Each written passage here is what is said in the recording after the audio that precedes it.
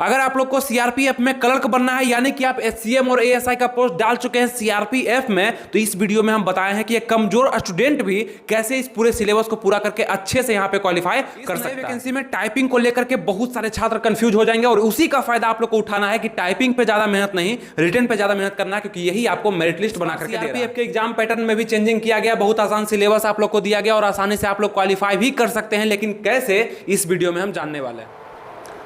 नमस्कार दोस्तों, आनंद study online channel में आप लोग का फिर से एक बार स्वागत है। तो बहुत बड़ा आप लोग का सवाल बन रहा था कि पहली बार हम सीआरपीएफ हेड कांस्टेबल मिनिस्ट्रियल और एएसआई के पद पर हम लोग भर्ती को भर पाए हैं, तो इसका तैयारी हम लोग कैसे करेंगे ताकि फर्स्ट अटेम्प्ट में ही हम आराम से इसको क्वालिफाई कर जाएं। हम एक कमजोर स्टूडेंट हैं, यानी कि बहुत ज्यादा पढ़े लिखे नहीं है और इसका सिलेबस का बहुत ज्यादा जानकारी हमको नहीं है, तो किस प्रकार से हम इस सिलेबस को पार कर पाएंगे और इस एग्जाम को हम अच्छे से क्वालिफाई कर पाएंगे ताकि हमको इसका नेक्स्ट स्टेप के लिए जाने का मौका कम से कम मिल सके। तो आइए इस वीडियो में आपको हम बताने वाले हैं कि जितने भी स्टूडेंट हमसे जुड़े हुए हैं सीआरपीएफ हेड कांस्टेबल मिनिस्ट्रियल और एएसआई का फॉर्म डाल चुके हैं, नई भर्ती बंपर भर्ती आप लोग के लिए निकाली गई और हम जानते हैं कि 2016 के बाद ये फॉर्म भराया है, तो बहुत सारे नए कैंडिडेट, यानी कि इसमें एज भी तो 25 तक ही लिमिट कर दिया गया है जनरल का, तो यहां पे बहुत सारे जो नए एज के स्टूडेंट होते हैं, नया तैयारी करने वाले होते हैं, तो उन लोग को मौका मिल पाया है। और कई सारे स्टूडेंट होंगे जो कि एसएसजीडी का तैयारी करते होंगे, एसएससी में तैयारी करते होंगे, एमटीएस का, सीजीएल का या आपका एलडीसी का तैयारी करते होंगे और भी कई सारे वैकेंसी को डालते होंगे,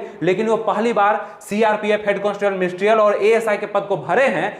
बावजूद इसके कि उनके पास टाइपिंग स्किल नहीं है, अब वो टाइपिंग को पकड़ेंगे, उसके बाद भी इस वैकेंसी में आराम से क्वालिफाई कर पाएंगे, यानी कि इस नौकरी को ले पाएंगे। लेकिन कैसे, आइए इसको हम जानते हैं। कौन कौन सा ऐसा फॉर्मूला है जो कि आपको अप्लाई कर देना है इस वैकेंसी के लिए, अगर आप डेडिकेटेड स्टूडेंट हैं और अगर आप चाहते हैं कि इस बार इसमें हमको जॉब ले लेना है, सीआरपीएफ में एक सीट हमको पक्का कर लेना है एचसीएम के पद पे, तो आइए आपको हम जानकारी देने वाले हैं। सबसे पहले आपको हम बताते हैं कि सिलेबस इसका क्या है, उसके बाद हम एग्जाम पैटर्न पे आप लोग को बात करेंगे। ये हम थोड़ा सा नॉर्मल लिख दिए आप लोग के लिए ताकि ये बता दें कि आप लोग का एग्जाम किस पैटर्न पे लिया जाएगा ताकि आप इससे भी अच्छे से संतुष्ट हो जाएं। सबसे पहले आपको हम बताएं कि कमजोर स्टूडेंट जो होता है उसके पास क्या ऐसा होता है जो वो अच्छे से किसी भी एग्जाम को क्वालिफाई नहीं कर पाता है, और वो बहुत भी ज्यादा कमजोर नहीं होता है। ऐसा नहीं है कोई हिंदी इंग्लिश को समझता नहीं है, जीके जीएस को जानता नहीं है, यहाँ पे मैथ को समझता नहीं है, रीजनिंग को समझता नहीं, सब कुछ वो समझता है, लेकिन बात यहाँ पे ये आता है कि इस एग्जाम में जो पूछा जाता है उसको वो अच्छे से नहीं समझ पाता है। अपने सिलेबस यानी कि जिस फॉर्म को भरता है उसे अच्छे से नहीं जानने के कारण वो एग्जाम देने तो जाता है लेकिन अच्छे से वहां पे क्वालिफाई नहीं कर पाता है। 5 नंबर 10 नंबर 15 नंबर से हमेशा से वो पीछे रह जाता है। यही नंबर आप लोग को बढ़ा लेना है। वो किस तरीका से बढ़ेगा आइए हम बताते हैं। सबसे पहले आपको बताना चाहते हैं कि आप जो एग्जाम देंगे सीआरपीएफ में हेड कांस्टेबल या एएसआई का, उसमें दोनों में सिलेबस जो आपको मिलेगा वो हिंदी इंग्लिश में से कोई एक चुनने के लिए मिलेगा।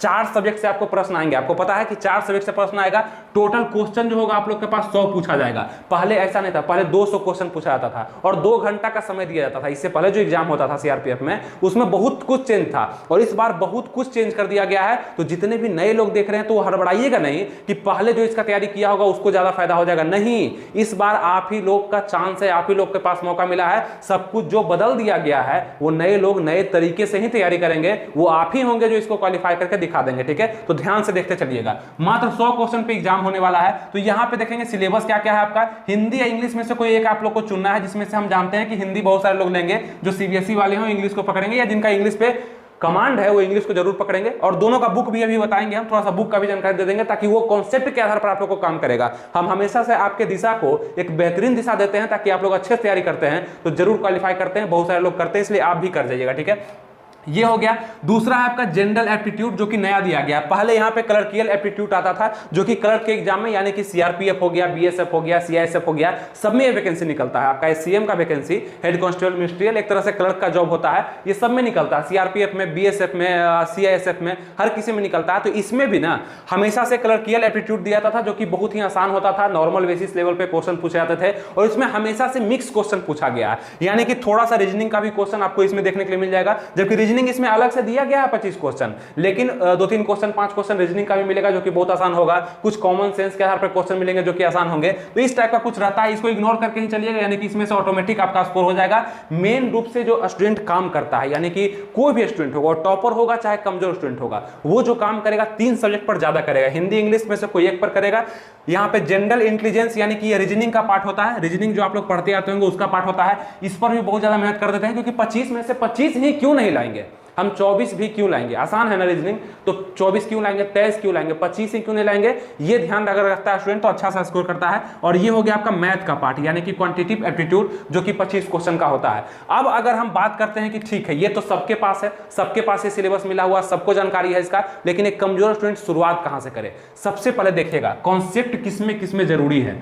दो ऐसा सब्जेक्ट है जिसमें कॉन्सेप्ट आपको पढ़ना पड़ेगा, बिना कॉन्सेप्ट पढ़े आप प्रैक्टिस सेट पे नहीं जा सकते हैं। इसका प्रैक्टिस सेट भी हम तैयार करवा रहे हैं, वो भी आप लोग को हम बताएंगे, लेकिन अभी नहीं, अभी कॉन्सेप्ट वाइज बुक से पढ़ना है और थोड़े दिन बाद प्रैक्टिस सेट लगा लेना है और अच्छे से अपनी तैयारी को जांच भी लेना है। अभी फिलहाल देखिएगा कि अगर हम कॉन्सेप्ट का बात करें तो हिंदी हो या इंग्लिश, इसमें एक कॉन्सेप्ट चलता है, यानी कि जितने भी हिंदी से क्वेश्चन आते हैं, जैसे कि आपको बुक से हम बताते हैं, आपको जो हम बुक सजेस्ट भी किए हैं उसका भी जानकारी दे देंगे, इससे बताते हैं कि क्या होता है। देखिए जैसे हिंदी से क्वेश्चन आपका आएगा तो स्क्रीनशॉट पे भी आपको दिख जाएगा, यहाँ पे हिंदी भाषा का विकार, वर्ण विचार, संधि से क्वेश्चन आपका पूछा जाएगा, शब्द विचार, हिंदी व्याकरण, लिंग वचन, कारक एवं काल, ये सबसे प्रश्न पूछा जाता है, हमेशा से पूछा जाता है, तो इस बार भी पूछा जाएगा। और अनेकार्थी शब्द हो गया, उपसर्ग एवं प्रत्यय, ये सब बहुत ही इंपॉर्टेंट टॉपिक है, इसको हम नेक्स्ट वीडियो में अच्छे से सजा करके, अब सब चीज आपको पढ़ना जरूरी नहीं है। जैसे इस बुक में देख रहे हैं विषय सूची दिया गया है, ये पूरा हिंदी का इतिहास है, यानी हिंदी का ये सिलेबस है, लेकिन आपके सीआरपीएफ में क्या क्या पूछा जाता है वो अगले वीडियो में आपको हम बता देंगे, पूरा डिटेल से आपको हम बता देंगे कि क्या क्या आपको पढ़ना है। फिलहाल के लिए टोटल आपका सिलेबस में दिया गया है और टोटल आप लोग को पढ़ना होता है। तो यहाँ पे देखेंगे वाक्यांश के लिए एक शब्द, वाच्य हो गया, उसका एकार्थी शब्द हो गया, विलोम शब्द हो गया, पर्यायवाची शब्द हो गया, तो ये सब पूछा जाता है। तो ये इसी को बोलते हैं कॉन्सेप्ट की पर्यायवाची शब्द रटने से पहले पर्यायवाची शब्द कहते किसको है वो अगर समझ गए तो वो कॉन्सेप्ट हो गया। तो कॉन्सेप्ट आपको इंग्लिश में भी जरूरी हो जाएगा। अगर इंग्लिश का बात करें तो जैसे आप देखेंगे यहाँ पे कि हिंदी और इंग्लिश में से कोई एक आप चुनिएगा, तो दोनों बुक तो आपको लेना नहीं है, कोई एक ही बुक लीजिएगा। तो तीनों का लिंक हम डिस्क्रिप्शन में दे देंगे, मतलब हिंदी का, इंग्लिश का और मैथ का, उसमें से जाकर जो भी आपके लिए जरूरी होगा जरूर उसको आप परचेज कर लीजिएगा। यहाँ पे अगर हम इंग्लिश में बात करते हैं तो यहाँ पे भी देखिएगा इंग्लिश के जितने भी सारे सिलेबस होते हैं, जैसे नाउन हो गया, प्रोनाउन हो गया, एडजेक्टिव हो गया, एडवर्ब हो गया, प्रीपोजिशन हो गया, टाइम एंड टेंस हो गया, क्वेश्चन टैग हो गया, क्वेश्चन टैग तो पूछता नहीं है, वॉइस हो गया, नरेशन हो गया, ये सब क्लोज पैसेज हो गया, स्पेलिंग टेस्ट हो गया। तो बहुत ही बेसिक लेवल पर आपसे क्वेश्चन पूछे जाते हैं जो कि कॉन्सेप्ट के आधार पर होते हैं। तो अभी आपको हम क्या बताएं कि कॉन्सेप्ट सबसे पहले पूरा करना है। कॉन्सेप्ट किस में जरूरी है, तो हिंदी में और इंग्लिश में। कॉन्सेप्ट कहते हैं किसको है कि विलोम शब्द में क्या क्या आता है, वो पढ़ने से पहले विलोम शब्द होता क्या है, पर्यायवाची शब्द होता क्या है, संधि होता क्या है, समास होता क्या है, ये जानना सबसे पहले जरूरी होता है। उसके बाद क्वेश्चन तो ऑटोमेटिक बनना शुरू हो जाता है, और क्वेश्चन जब बनने लगा तो प्रैक्टिस सेट लगा लिए तो और कंफर्म हो गए कि कितना मेरा सही हुआ कितना गलत हुआ। तो ये एक पैटर्न होता है पढ़ने का, जो कि यहाँ पे कॉन्सेप्ट देख लिए, और साथ में अब मैथ में भी आपको कॉन्सेप्ट को देखना है। मैथ में कॉन्सेप्ट किसको बोलते हैं, तो जितना भी मैथ का सिलेबस होता है, मैथ का भी आपको हम बुक बताए थे, जैसे कि संख्यात्मक अभियोक्ता करके, अगर इसमें हम देखते हैं, ये सब का लिंक आपको डिस्क्रिप्शन में दिया गया है। संख्या पत्ती हो गया, इसको नंबर सिस्टम बोलते हैं, और आपका क्यूब एंड क्यूब रूट्स हो गया, घनन घनमूल, उसके बाद औसत एवरेज से क्वेश्चन हो गया, सिंप्लीफिकेशन से होता है, और प्रॉब्लम बेस्ड ऑन एज यानी आयु संबंधी प्रश्न से क्वेश्चन, प्रतिशत यानी परसेंटेज से, पार्टनरशिप से, मिश्रण से, साधारण ब्याज, चक्रवृद्धि ब्याज, SICS से क्वेश्चन, समय कार्य, टाइम एंड वर्क, जो कि आपको यहाँ पे दिख रहा होगा स्क्रीनशॉट पे भी, यहाँ भी सब आपको दे दिया गया है। तो ये सारा आपका क्या है ना कि सिलेबस है, लेकिन आपको सब चीज नहीं पढ़ना है। अभी फिलहाल जो बुक आपको हम सजेस्ट किए हैं वो आप मंगा सकते हैं, ऑनलाइन आप परचेज कर सकते हैं, और नेक्स्ट वीडियो में बता देंगे कि पढ़ना क्या क्या है आपको। ये सब चीज नहीं पढ़ना जितना आपको हम स्क्रीनशॉट के जरिए दिखाए, जितना सिलेबस आपको बताया, ये सब चीज नहीं पढ़ना है। फिलहाल के लिए आपको बहुत कम ही पढ़ना होता है, जो कि आपका देखेंगे इसमें एडवांस का पोर्शन पूरा ही आपसे नहीं पूछा जाता है, यानी बहुत सारे क्वेश्चन एडवांस से आपको नहीं पूछे जाएंगे। तो क्यों फालतू में एडवांस को हम लोग को पढ़ना है। तो जितना भी आपको हम बताए अभी तक जो बताए वो ये था कि कॉन्सेप्ट पढ़ना बहुत जरूरी है, यानी परसेंटेज अगर आप पढ़ रहे हैं तो परसेंटेज को पूरा पढ़ लीजिए, कॉन्सेप्ट खत्म कर लीजिए उसके बाद, और बहुत ज्यादा डीपली भी नहीं पढ़ना है। अब जैसे एक परसेंटेज एक सीजीएल में भी पूछा जाता है, और आपका सीआरपीएफ हेड कांस्टेबल में भी पूछा जाएगा, दोनों का क्वालिटी में अंतर होगा, यानी क्वेश्चन का लेवल में अंतर हो जाएगा। तो क्वेश्चन नॉर्मल लेवल तक का 2 से 3 टाइप तक अगर आप बना लेते हैं परसेंटेज में, प्रॉफिट एंड लॉस में, आप SICI में, तो आराम से क्वेश्चन को नहीं छोड़िएगा। और किस बुक से करना है ये भी आपको बता दिए, तीनों बुक का जो लिंक है हिंदी इंग्लिश मैथ का डिस्क्रिप्शन में दे दिया गया है, वहां जाके आप आराम से इसको परचेज कर सकते हैं और कॉन्सेप्ट को तैयार करते रह सकते हैं, और हम प्रैक्टिस सेट भी लाएंगे, वो भी आपको हम बताएंगे, ठीक है। तो यहाँ पे 2 रूप में कॉन्सेप्ट बहुत ज्यादा जरूरी होता है। अब बात करते हैं कि किसमें जरूरी नहीं होता है। तो सबसे पहले तो इसमें उतना जरूरी होगा ही नहीं, क्योंकि इसके लिए ना कोई क्लास चलता है, ना ही इसके लिए कोई आप कोर्स कर सकते हैं, ना ही ये कभी आपका कंप्लीट हो सकता है, क्योंकि ये आपको बार बार बता रहे हैं कि कॉमन सेंस के आधार आधार पर ये क्वेश्चन बनाए जाते हैं, जनरल एप्टीट्यूड के क्वेश्चन। 25 क्वेश्चन आपको अंदाज के तौर पर ही बनाने होंगे, जो कि आपका कोई भी तैयारी वहां पे काम नहीं करेगा, आप खुद से उसको बना दीजिएगा। अगर आप ये 3 सब्जेक्ट पहले से पढ़ करके रखते हैं तो आराम से वो क्वालिफाई हो जाएगा। अगर हम बात करते हैं जनरल इंटेलिजेंस का यानी कि रीजनिंग का, अब कई लोगों के बोलेंगे कि इसमें भी हमको कोई बुक बता दीजिए ताकि हम पढ़ लें। तो एक मास्टर रीजनिंग करके बुक आता है, आप फ्लिपकार्ट पे या अमेजन पे सर्च कर लीजिएगा मास्टर रीजनिंग करके, वो बुक आप इसमें पढ़ सकते हैं। लेकिन हमें नहीं लगता है कि बहुत ज्यादा बुक लेने का आपको जरूरत है, हम मात्र 2 ही बुक आप लोग को सजेस्ट किए। देखिए कैसे, हिंदी या इंग्लिश, इस दोनों में से कोई एक ही लीजिएगा, वो एक मैथ का। तो 3 बुक था, लेकिन मात्र इसमें से कोई एक ही स्टूडेंट लेगा उसको। तो ये चीज हम इसलिए करते हैं क्योंकि बहुत ज्यादा बुक भी पढ़ने से आप क्या होंगे, कंफ्यूज हो जाएंगे। अगर रीजनिंग में भी आप बुक पढ़ने लगे तो बहुत एक लंबा सिलेबस चल जाएगा, जो कि आपको उतना फॉलो नहीं करना है। ये तो आप यूट्यूब से भी फॉलो कर सकते हैं, जो टॉपिक आपको हम बता देंगे अगले वीडियो में, या हम बता देंगे आप लोग को डिटेल टॉपिक के रूप में। उसमें आप जितना भी टॉपिक हम लिखेंगे उसको जाकर के आप यूट्यूब से भी, या कोई भी आपके पास रीजनिंग का बुक होगा या नोट्स होगा, उससे भी आप पढ़ लीजिएगा तो कंप्लीट हो जाएगा, बहुत ज्यादा हार्ड होता नहीं है। तो ये क्या हुआ, आप क्या समझे यहाँ से कि इसको अगर इग्नोर करते हैं जबकि ये सबसे ईजी है, तो कमजोर स्टूडेंट को सबसे पहले क्या करना चाहिए, ये रूल फॉलो करना चाहिए स्कोरिंग सब्जेक्ट के लिए कि सबसे पहले पहला को पढ़ेंगे, यानी कि हिंदी या इंग्लिश में जो भी आप चुनते हैं 25 नंबर के लिए, उसको सबसे पहले खत्म कर देंगे। सबसे पहले कुछ दिन कॉन्सेप्ट पे देंगे, कुछ दिन यानी कि क्या। और आप लोग एक काम जरूर करिएगा, जितने भी कमजोर स्टूडेंट हैं, यानी कि बहुत ज्यादा पढ़े लिखे नहीं हैं, बहुत ज्यादा सीआरपीएफ का तैयारी नहीं है, बहुत ज्यादा सीआरपीएफ के लिए आप जानते नहीं हैं, डीपली नॉलेज नहीं है, तो एक काम जरूर करिएगा, 10 से 15 दिन लगातार किसी एक सब्जेक्ट को ही दे दीजिएगा। मेहनत लगेगा, बोरिंग लगेगा, लेकिन वो आपका हो जाएगा बहुत अच्छे से। वहां पे स्कोर भी आप कर पाएंगे, आपका नंबर भी ज्यादा आ जाएगा, क्योंकि आप एक सब्जेक्ट पे लगातार जब मेहनत करते हैं तो दिमाग एक दिशा में लॉन्ग टर्म तक काम करते रहता है, जिससे बहुत सारा कंफ्यूजन धीरे धीरे दूर होते चल जाता है, जो कि आपको बहुत ज्यादा सहायता प्रदान करता है किसी क्वेश्चन को सॉल्व करने में। जैसे कि अगर आप हिंदी को चुने या इंग्लिश को चुने तो इसको 15 दिन तक लगातार पढ़िएगा। किताब आपको बता दिए, किताब आप मंगा लीजिएगा, उस किताब से टोटल जितना भी हम बताएंगे, जैसे संधि हो गया, समास हो गया, अभी पढ़ सकते हैं, उपसर्ग हो गया, प्रत्यय हो गया, विलोम शब्द हो गया, पर्यायवाची शब्द हो गया, लगातार 15 दिन तक हम पढ़ेंगे। उसी प्रकार से इंग्लिश में लगातार 15 दिन तक हम पढ़ेंगे, नहीं छोड़ेंगे, और जितना भी क्वेश्चन होगा रिवाइज करते जाएंगे, और किसी को देखेंगे भी नहीं। ऐसा नहीं करें कि ये भी साथ में पढ़ना है, जब पढ़ना है तो वही पढ़ना है। ये कमजोर स्टूडेंट का हम स्ट्रेटजी बता रहे हैं, जो कि आप फॉलो कर सकते हैं। 15 दिन के बाद हम इसको देखेंगे भी नहीं, इसको नहीं देखेंगे, छोड़ देंगे। अब इसको कब देखेंगे, रिवीजन करते टाइम, जब हम नोट बना रहे थे 15 दिन में, कुछ नोट भी बना लीजिएगा आप लोग, जो कि आपके लिए फायदा करेगा, और इसको देखेंगे भी 15 दिन के बाद में। उसके बाद क्या करेंगे, रीजनिंग को उठा लेंगे, रीजनिंग को भी लगातार 15 दिन तक पढ़ेंगे। 15 दिन पढ़ने से होगा क्या ना कि रीजनिंग के बहुत सारे टॉपिक आसानी से आप कवर कर पाएंगे, बहुत ज्यादा पढ़ना भी नहीं है, हम बता देंगे लिमिटेड टॉपिक है, उसको पढ़ने के बाद आप आराम से 15 दिन में इसको कवर कर लेंगे, नोट्स भी कुछ बना लेंगे, कुछ प्रैक्टिस भी हो जाएगा, क्वेश्चन का संग्रह भी हो जाएगा, कॉन्सेप्ट भी आपका पूरा हो जाएगा। तो सोचिए आपके पास बचेगा क्या। 15 दिन के बाद फिर इस रीजनिंग को नहीं देखना है। अब क्या करना है 15 दिन, ये मैथ को उठाना है। अब मैथ हो सकता है 15 से 20 दिन भी ले ले, मैथ थोड़ा सा बड़ा टॉपिक होता है, लेकिन एक बात और गौर करना है, एग्जाम में मैथ को सबसे पहले टच नहीं करना है। एग्जाम में क्या करना है, इन तीनों में से कोई भी आप पहले बना सकते हैं, लेकिन मैथ को मत बनाइएगा। मैथ में 5 क्वेश्चन ऐसा जरूर देगा जो कि किसी से नहीं बनेगा, वो उलझाऊ प्रश्न होगा, आपका समय खाएगा। आपको पता है कि इस एग्जाम में आप लोग को मात्र 90 मिनट का समय मिलने वाला है, यानी कि 1.5 घंटा का समय मिलेगा। इसको बर्बाद करने से कोई फायदा नहीं है। मैथ में 5 क्वेश्चन अगर हार्ड है, 6 क्वेश्चन भी हार्ड है, 8 क्वेश्चन भी हार्ड है, उसको बिल्कुल छोड़ देना है, बनाने का प्रयास भी नहीं करना है। उसके जगह पे आप क्या करिएगा, इसको अच्छा से बना दीजिएगा, हिंदी इंग्लिश में से कोई अच्छा से बनाइएगा, या जनरल इंटेलिजेंस रीजनिंग को अच्छा से बना दीजिएगा। आपको तो स्कोर करने से मतलब है, तो क्या जरूरी है हम हार्ड में टकरा रहे हैं, दीवार से टकरा रहे हैं। आराम से हम जब काम चल जाएगा क्वेश्चन बनाने से 70 से 75 स्कोर हम कर पाएंगे, तो फिर क्या जरूरी है बहुत ज्यादा इसमें दिमाग लगाने का। ठीक है, ये चीज समझ गए। लेकिन मैथ को पढ़ने के लिए भी आपको 15 से 20 दिन देना होगा, जो कि हिट टॉपिक जो भी है उसको पढ़ने के लिए। अब तीनों सब्जेक्ट पे आपने 15-15 दिन दे दिया, 45 दिन से 50 दिन मानते हैं, 60 दिन मानते हैं, आप दे दिए। उसके बाद आप लोग के पास एक ऐसा कॉन्सेप्ट रहेगा ना, जो कि मात्र 5 दिन में रिवीजन हो जाएगा आप लोग का। मात्र 5 दिन में आप रिवाइज भी कर दीजिएगा सबको आराम से। एक दिन में आप क्या करेगा, हिंदी को रिवाइज कर दीजिएगा, बुक से नोट बना लिए हैं, बुक में भी टिक कर लिए हैं आप लोग। हम ये मान करके ये सब बात बोल रहे हैं कि आप लोग सिर्फ और सिर्फ सीआरपीएफ, हेड कांस्टेबल, मिनिस्ट्रियल का ही तैयारी कर रहे हैं। आप दूसरा तैयारी कोई करिएगा, उसी में किसी और भी चीज को पढ़ना शुरू कर दीजिएगा, तब फिर आपका रूटीन गड़बड़ा जाएगा, फिर दिक्कत होगा। लेकिन हम जो बोल रहे हैं जैसे करिएगा तो आराम से आपको समझ में आएगा। 15 दिन का जो फॉर्मूला आपको हम बता रहे हैं, ये करिएगा ना तो बहुत अच्छे से आपका कॉन्सेप्ट बेहतर हो जाएगा। अभी के अनुसार, अभी जो आप हैं इससे बहुत ज्यादा आपका बदलाव हो जाएगा 50 दिन में, ये आपको खुद भी समझ में आ जाएगा। इस तरह से करने के बाद मात्र 5 दिन का भी आप अगर रिवाइज करते हैं सभी सब्जेक्ट को, जो नोट्स आप बनाए, जो टिक आप लगाए, जो पढ़े, तो आपको क्या होगा, पूरा क्लियर होते चल जाएगा। और एग्जाम से पहले तो रिवाइज करना जरूरी ही होता है। 10 दिन पहले अगर रिवाइज कर लेंगे तो कहीं कोई दिक्कत नहीं, हर चीज आपका कंफ्यूजन भी दूर हो जाएगा।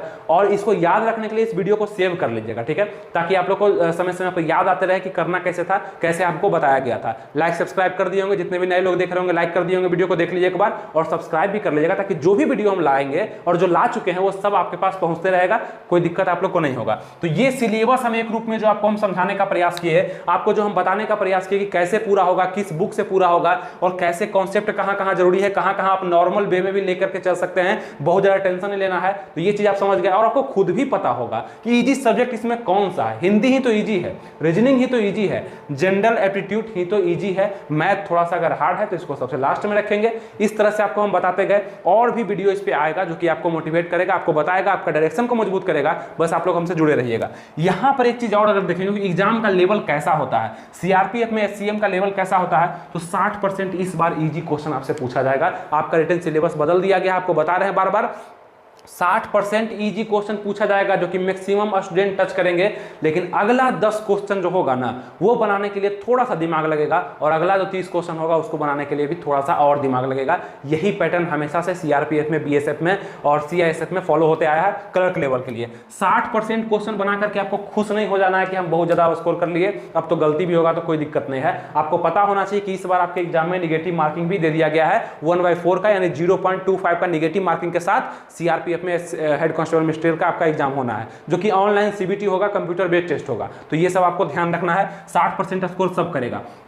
उसके बाद 30% का जो क्वेश्चन होगा वो आपका हार्ड होगा, यानी कि इसको मॉडरेट भी हम बोल सकते हैं, बहुत ज्यादा हार्ड नहीं, नॉर्मल हार्ड के रूप में ये रहेगा क्वेश्चन। जो कि पढ़े लिखे जो लोग हैं, जो मेहनती लोग हैं, जो कि सीआरपीएफ हेड कांस्टेबल के लिए मेहनत किए हैं, डेडिकेटेड रूप से तैयारी किए हैं, वो इस 30% को बनाने में हिचकिचाएंगे नहीं। और यहाँ जो 10% क्वेश्चन जो होगा सबसे टफ माना जाएगा, जो कि 90% स्टूडेंट से नहीं बनेगा।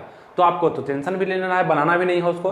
क्या जरूरी है हमको 10% बनाने का? 90%, 85% ही आप अगर बना देते हैं सही सही, तो फिर क्या जरूरत है उसको बनाने का? तो इसमें कौन कौन सा होगा वही आपको बता रहे हैं। कुछ क्वेश्चन जनरल एप्टीट्यूड के आपको समझ में नहीं आ सकते हैं, कुछ क्वेश्चन आपको मैथ में आपको बन नहीं सकते हैं, बहुत हार्ड लगेंगे, बहुत उबाऊ सा रहेगा क्वेश्चन, तो उसको छोड़ देना है। क्या जरूरी है उसको उलझने का? वही 10% को छोड़ना है। बाकी इस पे तो पूरा ही मेहनत आप लोग को कर देना है, यानी कि 90% में से मैक्सिमम स्कोर आप लोग को करना है। ये एग्जाम का कुछ पैटर्न होता है, लेवल होता है, जो कि आपको बताया। उसके बाद आपको स्कोरिंग टॉपिक बता दिए कि पहला सबसे पहले करना 3 नंबर, फिर बाद में करना 3 नंबर में ये है आपका लिखा हुआ है, 4 नंबर भी करना है, उसके बाद इसको छोड़ देना है कॉमन रूप में। तो सबसे पहले इस वे में आप लोग को तैयारी करना है। रूटीन भी आपको बता दिए कैसे कैसे करना है। थोड़ा थोड़ा सा आप अगर समझते चलते हैं, मोटिवेट होते हैं, अपने डायरेक्शन को मजबूत करते हैं और मेरी बातों को अगर समझने का प्रयास करते हैं, तो आप कर करके देखिए ना, सच में आपका जो है बहुत नज़रिया बदल जाएगा पढ़ने का, और पढ़ने का जो लेवल है आपका ना हमेशा अप होते चला जाएगा। क्योंकि ये तरीका सही होता है, कॉन्सेप्ट पहले पढ़ना और क्वेश्चन बाद में बनाना बहुत सही है। डायरेक्ट प्रैक्टिस सेट पर उतरिएगा तो सिर्फ आप हमेशा से अपने आप को जांचते जांचते इतना ना बीमारी अपने आप में उत्पन्न कर लीजिएगा कि आपको फिर पढ़ने का मन नहीं करेगा, दवाई खाने का मन नहीं करेगा। तो सबसे पहले अपने शरीर को फिट करिए, यानी कि पढ़ाई कॉन्सेप्ट के द्वारा फिट कर लीजिए, और उसके बाद टेस्ट मारिए, समझ में आएगा छोटा छोटा बीमारी कौन सा है, और उसको तुरंत आप निपटा दीजिएगा। प्रैक्टिस सेट में जो क्वेश्चन नहीं बनेंगे उसको आप आराम से डिस्कशन के तौर पर भी याद करके उसको आप क्लियर कर दीजिएगा। तो ये तरीका होता है पढ़ने का, जो कि आप फॉलो करिएगा तो इस एग्जाम में अच्छे से आप स्कोर कर पाएंगे। एग्जाम पैटर्न का बात करें, टोटल क्वेश्चन 100 पूछा जाएगा, टोटल मार्क्स आप लोग का 100 होगा, 100 नंबर का एग्जाम होगा 100 क्वेश्चन के साथ। टाइम आप लोग को 1.5 घंटा का मिलेगा, 90 मिनट का समय। निगेटिव मार्किंग आप लोग को 0.25 का है। क्वेश्चन लैंग्वेज आप लोग को हिंदी इंग्लिश दोनों में क्वेश्चन मिलेगा देखने के लिए, मतलब हिंदी इंग्लिश ये तो सब्जेक्ट हो गया और ये आपका भाषा हो जाएगा हिंदी इंग्लिश में, मतलब मैथ का क्वेश्चन हिंदी में भी रहेगा, इंग्लिश में भी रहेगा। इस टाइप का आपको बता दिए। क्वेश्चन लेवल 12th का रहेगा, 12th से ऊपर लेवल के क्वेश्चन आपसे नहीं पूछे जाएंगे, इससे नॉर्मल लेवल के रहेंगे, उससे कोई मतलब भी नहीं है आपको। जो भी जनरल कंपटीशन में एग्जाम होता है उसमें नॉर्मल लेवल का क्वेश्चन जो होता है कुछ इसी प्रकार से पूछा जाता है, रीजनिंग का हो, मैथ का हो, हिंदी का हो, इंग्लिश का हो, ठीक है। सिलेक्शन प्रोसेस, सबसे पहले रिटन एग्जाम लिया जाएगा, जो कि पहले नहीं लिया जाता था। पहले क्या होता था ना, पहले पीएसटी पीईटी होता था, फिजिकल एफिशिएंसी टेस्ट होता था, उसके बाद रिटन होता था। लेकिन इस बार रिटन पहले कर दिया गया, स्किल टेस्ट उसके बाद आपका फिजिकल होगा, जो कि दौड़ आपसे नहीं लिया जाएगा। उसके बाद डॉक्यूमेंट वेरिफिकेशन होगा, साथ में मेडिकल आप लोग का। उसके बाद मेरिट लिस्ट जारी किया जाएगा। मेरिट लिस्ट जो होगा आपका रिटन के आधार पर जारी किया जाएगा। रिटन में जितना ज्यादा नंबर रहेगा मेरिट लिस्ट में आने का संभावना उतना ही ज्यादा आप लोग का बन जाता है। ये कुछ फॉर्मूला जो है एग्जाम के लिए आप लोग को बता दिया, अच्छे से आप लोग समझ चुके होंगे और कहीं भी कोई डाउट अब नहीं होगा। अब ज्यादा वीडियो देखने का जरूरत नहीं है, अब तैयारी शुरू करने का जरूरत है। आपको हम डायरेक्शन भी बता दिए, तरीका भी बता दिए, सिलेबस भी बता दिए और बुक भी साथ में आपको बता दिए। जितना भी बुक हम बताएं उसका लिंक डिस्क्रिप्शन में दिया गया है, आराम से उसको आप चेकआउट कर सकते हैं। और साथ में आप तैयारी को बेहतरीन करने के लिए हमारे चैनल को सब्सक्राइब करना ना भूलें, यानी कि सब्सक्राइब कर लें, नीचे बटन होगा सब्सक्राइब का, लाइक कर दीजिए, थोड़ा शेयर भी कर दीजिएगा। अगर आप फेसबुक पेज पे देख रहे हैं तो फॉलो कर लीजिएगा, यूट्यूब पे देख रहे हैं तो सब्सक्राइब कर लीजिएगा, लाइक तो कर ही दीजिएगा दोनों जगह पे। और अब हम उम्मीद करते हैं कि आप लोग को सब चीज अच्छे से समझ में आ चुका होगा। तो मिलेंगे फिर आपसे नेक्स्ट वीडियो में इसी अंदाज के साथ, किसी नए टॉपिक के साथ। तब तक अपना ख्याल रखिए और तैयारी बेस्ट करते रहिए। आपके एग्जाम के लिए मेरी तरफ से ऑल द बेस्ट है। थैंक यू, जय हिंद।